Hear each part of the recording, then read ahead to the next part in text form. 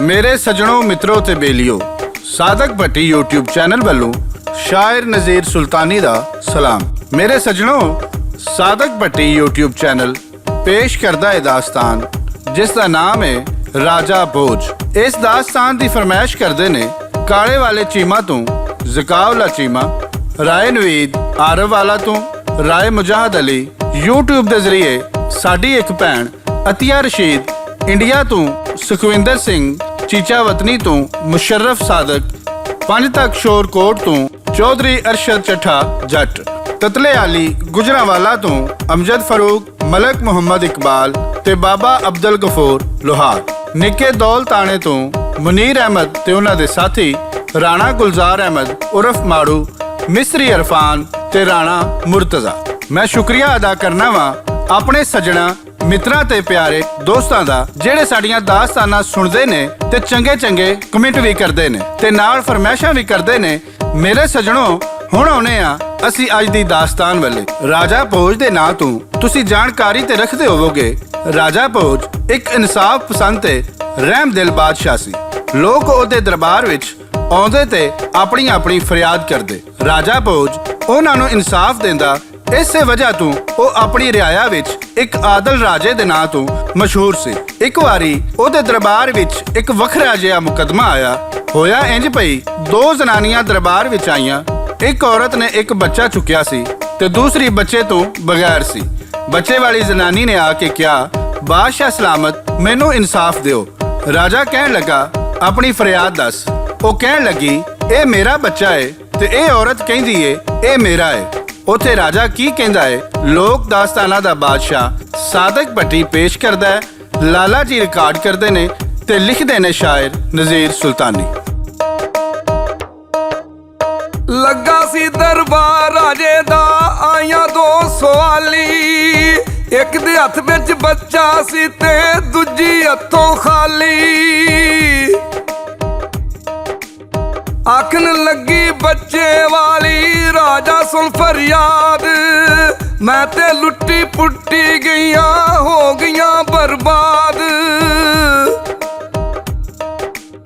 बच्चा मेरा खोंदी पई ए बगैर जनानी, मेरे लिए ने पैदा कीती दादी परेशानी। लैके मैं फरियाद आईया ते इसो जान छड़ा दे, मेरे ढिड नू रुग भर दी एनू मगरों ला दे।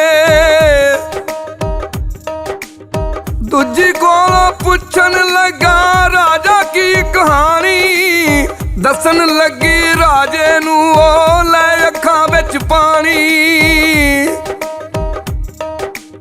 ए बच्चा ता मेरा है जी इन्ने आन चराया, ए ते डैने जिन्ने आके हथ कलेजे पाया। तक्को तक्की बच्चा चुकिया लै उथों ए नसी, मेरे दुध नू एक मीनी करदी पई ए लस्सी। मैं फरियादी आई दरदे बच्चा मेरा देवे, रब देंदा ए मावां नू जी पुत्तर मिठे मेवे। मेरे दोस्तों राजा भोज दोवां जनानियां दी गल सुन के बच्चे वाली नू पुछण लगा, तेरे कोल की सबूत है भई ए बच्चा तेरा है? वो कहन लगी मैं अपने बच्चे दे सिर ते हथ रख के कसम खाण लई तैयार हाँ भई ए बच्चा मेरा है। बादशाह दूसरी नू पुछण लगा, तेरे कोल की सबूत है भई ए बच्चा तेरा है? वो कहन लगी बादशाह सलामत मेरे कोल कोई सबूत नहीं, पर ए बच्चा मेरा है। बादशाह सोची पै गया भई ए दोवें दावेदार ने, पर ए किंज पता लगे ए बच्चा किदा है ते कौन झूठ बोल रही है? बादशाह ने आख्या कल तुहाडा फैसला कीता जावेगा। रात नू उन्हें अपने वजीरां नू बुलाया ते आख्या ए किंज साबित कीता जाए भई ए बच्चा किदा है? ते ओहदे वजीर उन्हूं की मशवरा देंदे ने। सादक भट्टी पेश करदा है ते इत्थे शायर की लिखदा है। आखन लगा दस वजीरा केड़ी औरत सच्ची, ਕਿਹੜੀ ਸੱਚ ਬਲੇਂਦੀ ਏ ਤੇ ਕਿਦੀ ਗੱਲ ਏ ਕੱਚੀ। ਦੋਵੇਂ ਦਾਵੇਦਾਰ ਨੇ ਹੋਈਆਂ ਮੈਨੂੰ ਸਮਝ ਨਾ ਆਵੇ। ਜਿਹੜੀ ਸੱਚੀ ਹੋਈ ਔਰਤ ਆਪਣਾ ਬੱਚਾ ਪਾਵੇ। ਸੁਣੀ ਵਜ਼ੀਰ ਨੇ ਜਦ ਕਹਾਣੀ ਉੱਥੇ ਆਖ ਸੁਣਾਵੇ। ਦਿਨ ਚੜਿਆ ਤੇ ਅਸਲੀ ਔਰਤ ਆਪਣਾ ਬੱਚਾ ਪਾਵੇ। ਵਿੱਚ ਤਲਾਬ ਦੇ ਖੜੀਆਂ ਕਰਦੇ ਦੋਵੇਂ ਵਾਰੋ ਵਾਰੀ। ਫਿਰ ਹਕੀਕਤ ਸਾਹਮਣੇ ਆਵੇ ਰਾਜਾ ਖੁੱਲ ਕੇ ਸਾਰੀ। ਮੇਰੇ ਸੱਜਣੋ, ਜਦੋਂ ਰਾਜੇ ਨੇ ਵਜ਼ੀਰਾਂ ਨਾਲ ਮਸ਼ਵਰਾ ਕੀਤਾ ਤੇ ਵਜ਼ੀਰ ਕਹਿਣ ਲੱਗੇ, ਬਾਦਸ਼ਾਹ ਸਲਾਮਤ, ਇਹ ਕਿਹੜੀ ਏਡੀ ਵੱਡੀ ਗੱਲ ਏ। ਸਵੇਰੇ ਦੋਵਾਂ ਔਰਤਾਂ ਨੂੰ ਵਾਰੋ-ਵਾਰੀ ਠੰਡੇ ਪਾਣੀ ਵਿੱਚ ਖੜਿਆਂ ਕਰੋ, ਆਪੇ ਅਸਲ ਮਾਂ ਦਾ ਪਤਾ ਲੱਗ ਜਾਵੇ। ਸਵੇਰ ਹੋਈ ਤੇ ਦੋਵੇਂ ਔਰਤਾਂ ਦਰਬਾਰ ਵਿੱਚ ਹਾਜ਼ਰ ਹੋਈਆਂ। ਬਾਦਸ਼ਾਹ ਆਪਣੇ ਵਜ਼ੀਰਾਂ ਦੇ ਨਾਲ ਦੋਵੇਂ ਔਰਤਾਂ ਠੰਡੇ ਪਾਣੀ ਦੇ ਤਲਾਬ ਕੋਲ ਲੈ ਗਿਆ। ਜਿਹਦੇ ਕੋਲ ਬੱਚਾ ਸੀ ਪਹਿਲੋਂ ਉਹਨੂੰ ਕਹਿਣ ਲੱਗਾ, ਤਲਾਬ ਵਿੱਚ ਵੜ ਕੇ ਖਲੋ ਜਾ। ਉਹ ਕਿਵੇਂ ਤਲਾਬ ਵਿੱਚ ਵੜਦੀ ਏ ਸਾਦਕ ਭੱਟੀ ਪੇਸ਼ ਕਰਦਾ ਹੈ ਤੇ ਰਿਕਾਰਡ ਕਰਦੇ ਨੇ ਲਾਲਾ ਜੀ। ਲੈ ਵੜੀ ਉਹ ਵਿੱਚ ਤਲਾਬੇ ਬੱਚਾ ਉਸਨੇ ਚਾਇਆ। ਉਦੋਂ ਤੱਕ ਨਾ ਬਾਹਰ ਆਵੀਂ ਰਾਜੇ ਨੇ ਫਰਮਾਇਆ। ਜਦੋਂ ਤਿਕਰ ਮੈਂ ਨਾ ਆਖਾਂ ਵਿੱਚ ਤਲਾਬ ਦੇ ਰਹਿਣਾ।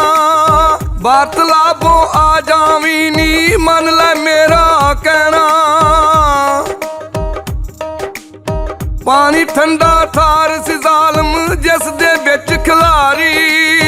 ਥੋੜੀ ਦੇਰ ਦੇ ਬਾਅਦੋਂ ਔਰਤ ਆਪਣੀ ਹਿੰਮਤ ਹਾਰੀ। ਬੱਚਾ ਰੋਂਦਾ ਰਿਹਾ ਤੇ ਉਹਨੇ ਕੋਈ ਪਰਵਾਹ ਨਾ ਕੀਤੀ। ਥਰ ਥਰ ਕੰਬਣ ਲੱਗੀ ਯਾਰੋ ਜਦੋਂ ਉਹਦੇ ਤੇ ਬੀਤੀ। ਬਾਹਰ ਆ ਜਾ ਤੂੰ ਤਲਾਬੋਂ ਬਾਦਸ਼ਾਹ ਫਰਮਾਇਆ। ਦੂਜੀ ਔਰਤ ਨੂੰ ਫਿਰ ਉਹਨੇ ਬੱਚਾ ਯਾਰ ਫੜਾਇਆ। ਲੈ ਕੇ ਵੜ ਗਈ ਵਿੱਚੋਂ ਪਾਣੀ ਸੀ ਜ਼ਰਾ ਨਾ ਕੀਤੀ। ਬੱਚੇ ਨੂੰ ਉਹ ਸੀਨੇ ਲਾਵੇ ਭੁੱਲ ਗਈ ਆਪਣੀ ਬੀਤੀ।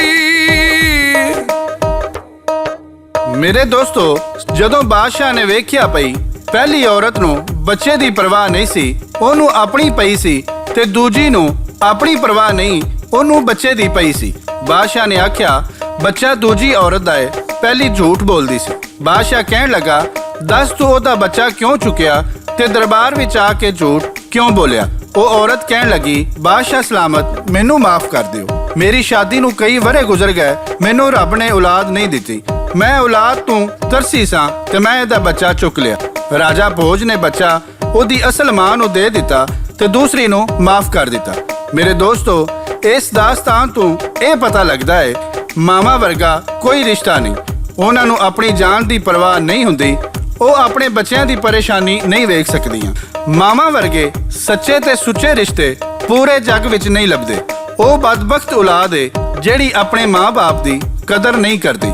ਮੇਰੇ ਦੋਸਤੋ, ਇਹ ਸੀ ਸਾਡੀ ਅੱਜ ਦੀ ਦਾਸਤਾਨ ਰਾਜਾ ਭੋਜ। ਇਹਦੇ ਨਾਲ ਹੀ ਸਾਦਕ ਭੱਟੀ ਚੈਨਲ ਵੱਲੋਂ ਸ਼ਾਇਰ ਨਜ਼ੀਰ ਸੁਲਤਾਨੀ, ਲਾਲਾ ਜੀ ਤੇ ਸਾਦਕ ਭੱਟੀ ਨੂੰ ਇਜਾਜ਼ਤ ਦਿਓ। ਅਸੀਂ ਫਿਰ ਕਿਸੇ ਨਵੀਂ ਦਾਸਤਾਨ ਨਾਲ ਦੁਬਾਰਾ ਹਾਜ਼ਰ ਹੋਵਾਂਗੇ। ਉਦੋਂ ਤੱਕ ਅੱਲਾ ਹਾਫਿਜ਼, ਅੱਲਾ ਹਾਫਿਜ਼, ਅੱਲਾ ਹਾਫਿਜ਼।